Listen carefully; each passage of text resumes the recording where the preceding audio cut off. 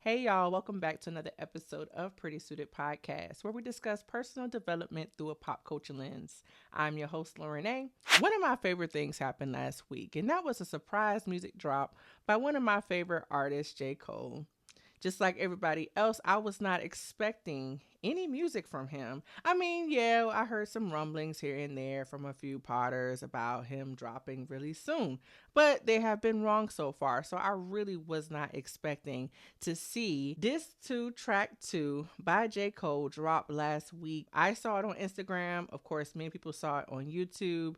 And first we were like, okay, is the album out or what? But no, it was just the single to announce the album. Well, first it was an announcement, and then we got a single that pretty much is like, of course, a prelude to the album. And I was excited. So just like any other fan of J. Cole, I ran to my YouTube music because y'all, I cannot listen to ads while I'm trying to enjoy my music. So I ran to YouTube music. But you know what's so funny though? Deep in my spirit, I felt like I don't know how I'm going to receive this. And I know that there has been some discord around J. Cole for the past year and a half, 2 years, especially after the whole beef with Kendrick and Drake. And honestly, I'm quite tired of even mentioning J. Cole when it comes to those other two rappers. Or even when we talk about Kendrick, why do we have to automatically discuss Drake and J. Cole? I'm sick of the interweb that they have going on. Me personally, I think they are all three separate artists who have contributed separate, astounding things to the realm of hip hop and R&B, and I am just happy that they are in existence. However, I will say that I was a little bit hesitant before I pressed play. I said to myself, what exactly are we going to get? Are we going to get confirmation about, what he decided to do, which was step away and apologize and let the two go at it? Or are we going to get something completely different that doesn't even remotely discuss the beef and just J. Cole music? Or are we going to get just something totally commercial like Workout Plan or something like that, to where we're like, okay, he is totally in his own world? I did not know. So I just took a deep breath and I pressed play. Now, I'm a type of person, my brain works differently. I need to be able to visualize and see what it is that you're trying to portray in order for me to get the song. Even if I'm listening to audio just by itself, I literally see the picture, the video in my brain without actually having seen a video. That's just how my mind works. So when I actually got the chance to see the video and the song together, I think it heightened my experience because the video exactly matched what I would do if I was a director and I heard that song. It reminded me of a Ridley Scott, the movie with Leonardo DiCaprio. What's it called? Shutter Island. What's that movie? Dang, I can't even think of it. Somebody tell me what it is in the comments. But the movie where everything was turned upside down, they were in a dream. Same thing with The Tenant. With the movie with Denzel Washington's son, John Washington, it reminded me of something like that, where as it was rotating and it kind of going backwards in time, kind of reflecting what he was talking about in the song. And it just made me love J. Cole even more. Was I disappointed that he did not engage in what we would consider to be the greatest rap hip hop moment of all time? Sure. There's a little part of me because I love the music. I love music. I love hip hop music. And so, of course, a teeny part of me was disappointed in that. However, that does not negate the fact that J. Cole is a phenomenal artist, and this song proved the same. Now, one thing that this song did do was raise my anticipation for his so-called last album. And I say so-called because rappers say they're retiring all the time, and he said this is his last album. I don't think so. He's an Aquarius man. They're very unpredictable. They fly by the seat of their own drum, and we're going to get to that very soon. But I just don't know if this is his last album. But if it in fact is his last album, I am anticipating exactly what it's going to sound like. So let's get a little bit into the song itself. J. Cole, coming off of a hiatus a little bit, after his last single, at which was after his apology to J. Cole. I mean, his apology to Kendrick and Drake about kind of like, going tit for tat, his song, his verse on the first person shooter, all the things that he apologized for. And he decided to kind of step away. So we really haven't been seeing him consistently since then. And so for this to be the first single, I thought it was appropriate because he is in reflection mode, right? J. Cole is in a mode, just like most people are, hopefully, as you get to a certain age, where you start to reflect on your life and see exactly, what you have been doing, how you've been doing it, how you feel about what you've been doing, and what you need to do moving forward. And I talk about this all the time. If you are a fan of Pretty Suited Podcast, you know this. I am a fan of reflection. I'm a fan of self-awareness. And I'm a fan of considering what you need to do to move forward. And then that's exactly what he did in this video. I'm an Aquarius woman myself, so I know in his brain, he has thought about this. He's thought about it a lot. He may not even have told his team about what he's thinking about, but he's thought about it significantly, and to the point where he's decided on his approach, and he felt like to quiet the noise, to quiet the haters, to quiet the voices of critique. I'm going to put out something that I think is a testament to the work that I have done. And I think he's always been introspective, and I feel like this was a good moment to add to that. So, is it my favorite song? I'll say I'll leave that for review when I hear it in totality with the whole album. However, I think the video in conjunction with the song was genius.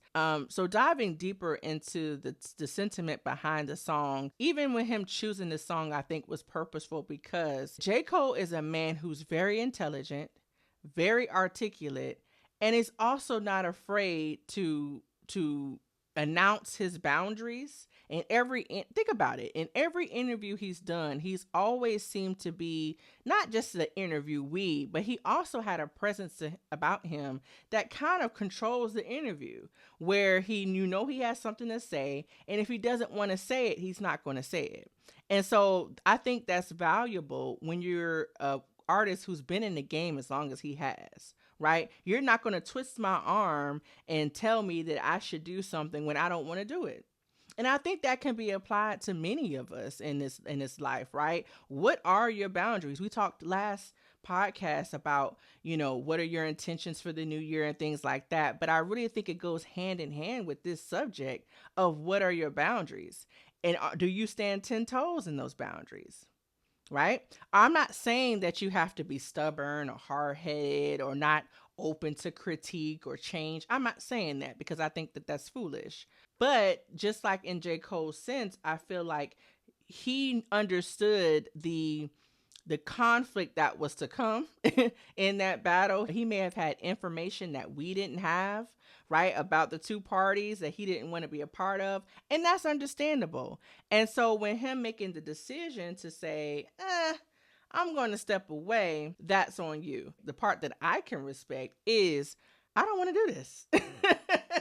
And you're not going to make me do this. And so, he stood 10 toes on that. And I feel like hopefully in this album, he keeps that same intention. He keeps that same narrative because, we would hate to see somebody just throw the rock and hide the hand and then talk trash after the fact. You ever seen that in some fights, right? We've seen that before where you're just like, and then now you just got so much to say after the fact. No. You threw that rock and you ran. Continue running. It is what it is, right? We don't need you to talk mad trash after the fact.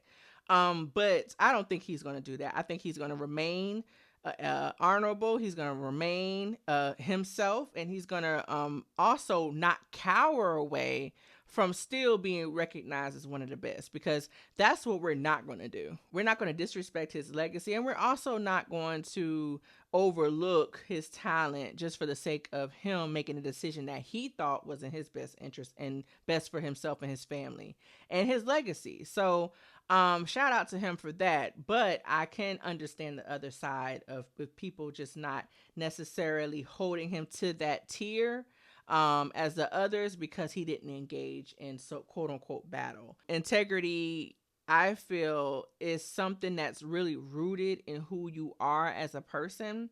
So, regardless of what situation happens, what moves you, what doesn't move you, what you care about and compassionate about versus what you're not, I think a lot of that is pretty solid as you reach your age and you've lived a life and had experiences, right? Like, it doesn't really vary too much. The subject might vary, but the fundamental kind of like attributes, they don't move that much. But I think a lot of times in today's society where everybody feels like they're right, integrity has to be defined. I feel like every person should take an audit of themselves yet again, to see exactly what it is that they stand on. In these moments where you're faced with, confrontation, or you're faced with people, wanting and trying to pull energy from you, what are you going to do about that? I think first part of self-awareness is understanding what your triggers are, right? Understanding what are those things that can really get to you or make you anxious or make you overthink. And if you don't know that, you're bound to kind of fall for any test that is up against you or put up against you. And so I feel like in as you grow older, it's important for you to recognize and understand what your 10 toes moment is. It doesn't have to be something as frivolous as a rap battle or whatever case may be, but it could be something as small as lying. Well, as big as lying. It could be something like cheating. It could be something like stealing. It could be something, whatever the case may be. What exactly is your go-to? What exactly is your goalpost? What exactly is your lighthouse? Because I feel like as, more information comes out, could you change your mind? Sure. We should all have the ability and the freedom to change our minds once we get new information, because with new information might come a different thought. That's okay. But I feel like what the danger is that all these viewpoints, all this information, we can get kind of lost in what our own compass is. And so, because I feel like what the internet is collectively doing is force feeding you other people's opinions, and now they become your opinion. And then now it's like, hold on, wait, I wasn't even mad at that first. Why is my opinion reflecting this podcast or reflecting this influence or reflecting this whatever, when that wasn't even my stance in the to begin with? And now my goalpost is moving because now I'm influenced by this person and their decision making. Their decision making doesn't have to be my decision making, and that's okay. And so I really respect anyone who has a source, who has a lighthouse that they really stem from, and that they are the same person over here, and then they're the same person over here, and they're the same person over here. Because what can happen is that you're so malleable, you're so okay, whatever, and lackadaisical about everything, that you don't really have no solid ground to stand on. And we really can't trust who you are as a person, because it changes in regardless of whatever room you're in. And that's not, I don't know if I want to be necessarily affiliated with somebody who doesn't know who they are and they just take shape in whatever room that they're in. That's a little weird. So, yeah. Can you be flexible? Sure. Can you be smart and read the room? Absolutely. I want you to. But that's totally different than you taking shape to whoever you're standing next to. Because who are you? Like, that's what I would like to know. So I don't know. I don't give J.Cole that much grief about what his choice was, because I feel like he made the best decision based off of who he is as a man. And whether you like it or not, he stood on that. So, and he didn't want that conflict, and that's fine. One thing I did like about this song, while it wasn't necessarily a commercial hit or something that you'll hear at the Super Bowl or whatever the case may be, and that's fine, because the song doesn't have to be for that type of audience. But what I do like about this song was how it was orchestrated. it takes a lot of work to not only rap in like a backward sequence, but also still tell a story that was cohesive enough that you could understand it. And he took some moments here to really reflect not only what he did in his life, but also his relationship with his wife, his children being born, him being signed to Jay-Z, or just an influential rapper and trying to be like him and considering him an idol, and maybe that idolization fell once he got his own standing. I think sometimes rappers focus so much on the experiences that led them to that point that they really don't talk about the after. So, for example, like, how when you rappers, like, they'll talk about how they, their childhood, they were hungry, the lights was out, mama worked 3 jobs, like that focus on the grind to get to that point. But what exactly is happening after you've made it? What's happening behind closed doors, when you're alone and your friends don't necessarily call you or talk to you unless they want some money from you?